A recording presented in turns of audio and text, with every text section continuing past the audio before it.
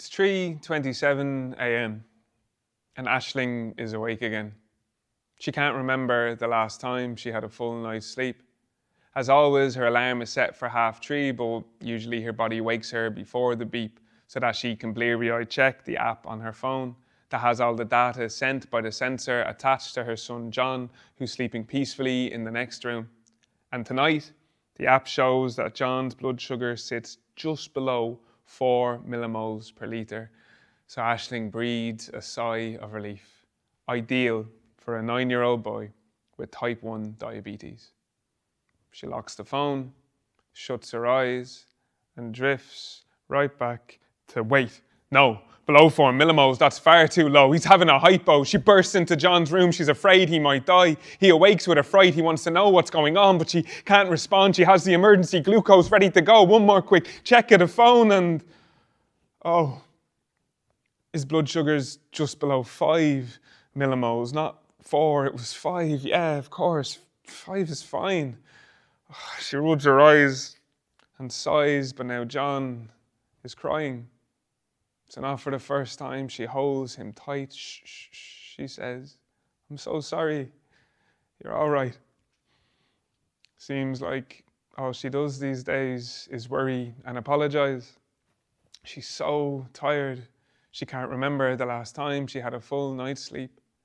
I mean, how is she supposed to stay strong when she feels so weak? On the following morning, a few streets over, in a quiet cul-de-sac square, Dara is helping Maria out of the bed and into her chair.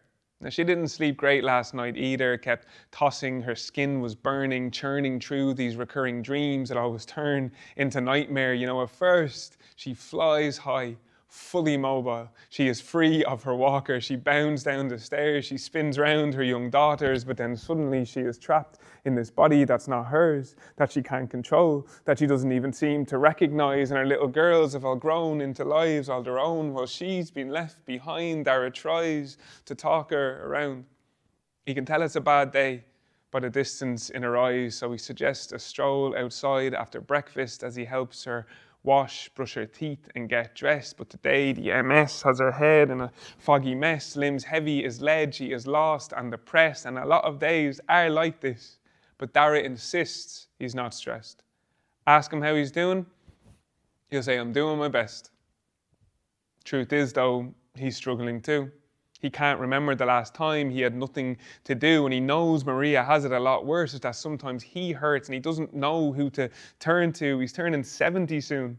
And up at the clinic, all the talk is all about the technological advancements they have made as they sing the praises of the latest assistive text. Oh, isn't it great now? You've got voice to text and screen readers, but it makes Dara want to scream. Well, no, actually what we really need is for you to hear us. Like, we don't want to use half of that stuff. Don't know how, don't know why. Everything has to constantly shift and change all the time. All he really wants is another human at the other end of the line. Ask him how he's doing. Yeah, he'll say he's doing fine. He just likes someone to chat to sometimes. He just wants to be able to vent and not have these young people look at him like he has two heads as he talks about all the stuff that he doesn't get, and he knows they're doing their best. He doesn't want to cause a fuss. It's just that sometimes he gets a bit low. He'd love someone to hear him for once. But then he notices again that loss in Maria's eyes, so he does what he always does and just tries to brush those negative thoughts aside. Smiles, and the pair walk out into the spring sunshine. And as they walk through the park, that loss and darkness is reflected in the thoughts and the actions of the strangers that they pass. Look, there's Aisha resting in the sycamore shade, slowly making her way. It's not easy to be blind in this city, obstructions day after day, and now she's grateful for the progress that has been made. She's grateful she has her white cane, but it's slow going all the same. She would like someone to talk to about how she feels, because although there has been some improvements, society still restricts her in her movements and her choices, leaves her feeling alone and voiceless. And now there's Wojtek sitting staring into the middle distance on a park bench, battling with his bipolar disorder. Most days he wonders where the best parts of him went.